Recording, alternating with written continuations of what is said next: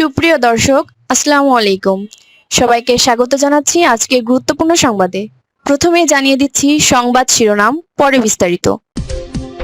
শেখ হাসিনা এবং শেখ রেহানা ভারত থেকে বাংলাদেশে চলে এসেছে। আওয়ামী লীগের সকল নেতাকর্মীরা যারা দেশে আছে তারা শেখ হাসিনা এবং শেখ রেহানাকে নিয়ে গোপালগঞ্জের দিকে রওনা হচ্ছে।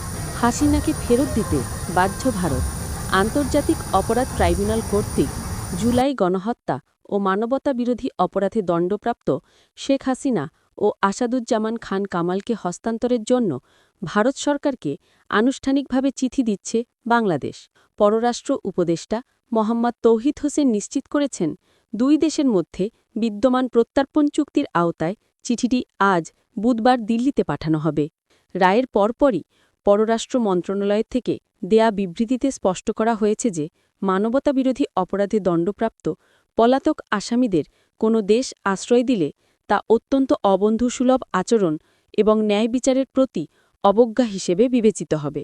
বিবৃতিতে প্রত্যর্পণ চুক্তির বিষয়টি স্মরণ করিয়ে দিয়ে বলা হয়, এই দণ্ডপ্রাপ্ত ব্যক্তিদের বাংলাদেশ কর্তৃপক্ষের কাছে হস্তান্তরে করা ভারতের জন্য অবশ্য পালনীয় দায়িত্ব। পররাষ্ট্র উপদেষ্টা জানান, এই আনুষ্ঠানিক অনুরোধপত্রটি নয়াদিল্লিতে অবস্থিত বাংলাদেশ হাই কমিশনের মাধ্যমে ভারত সরকারকে প্রেরণ করা হবে।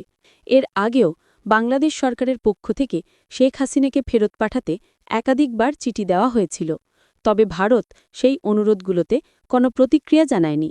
পূর্বের এই অভিজ্ঞতার প্রেক্ষিতে দণ্ডপ্রাপ্ত সাবেক প্রধানমন্ত্রীকে হস্তান্তরে ভারত এবার সাড়া দেবে কিনা তা নিয়ে পর্যবেক্ষক মহলে রয়েছে প্রশ্ন।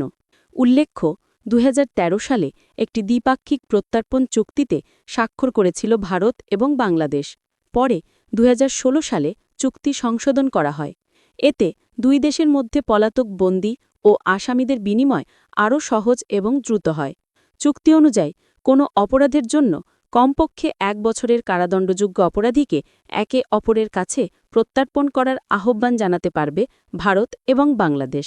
তবে অপরাধ রাজনৈতিক প্রকৃতির হয় বা ফেয়ার ট্রায়ালের অভাব থাকে, তাহলে অনুরোধ প্রত্যাখ্যান করা যাবে। কোন কোন অপরাধের অভিযোগকে রাজনৈতিক বলা যাবে না তার তালিকাও বেশ লম্বা। এর মধ্যে হত্যা, গুম, অনিচ্ছাকৃত হত্যা ঘটানো, বোমা বিস্ফোরণ ঘটানো এবং সন্ত্রাসবাদের মতো নানা অপরাধ রয়েছে।